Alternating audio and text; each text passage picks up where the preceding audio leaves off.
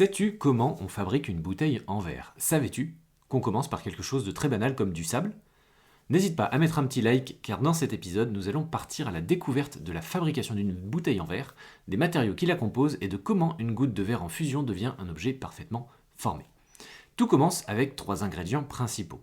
Déjà du sable qui contient de la silice, ensuite de la soude qui permet de faire fondre le mélange plus facilement et enfin du calcaire qui rend le verre plus solide.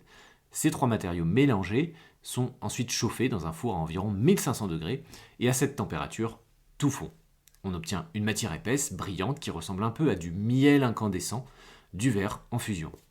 Ensuite, une machine prélève une petite quantité de ce verre liquide, on appelle ça une goutte de verre. Cette goutte tombe dans un moule métallique, puis de l'air est injecté à l'intérieur. Le verre encore chaud se gonfle et prend la forme du moule.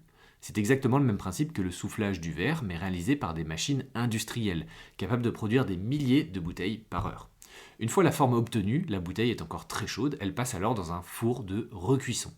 Ce chauffage contrôlé permet d'éviter que le verre ne se fissure en refroidissant.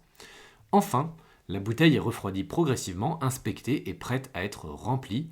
Et ce qui est fascinant, c'est que le verre est un matériau très particulier. Il peut être chauffé, fondu et recyclé presque indéfiniment sans perdre ses propriétés. Une bouteille peut donc devenir une autre bouteille. Au final, un objet du quotidien naît d'un mélange simple, du sable, de la chaleur et beaucoup de précision. Et la prochaine fois que tu tiendras une bouteille en verre, tu sauras qu'elle a commencé sa vie dans un four brûlant à plus de 1000 degrés. Si cette découverte t'a plu, n'hésite pas à me soutenir en likant ou en t'abonnant à cette chaîne. Merci d'avance et je te dis à demain pour de nouvelles aventures.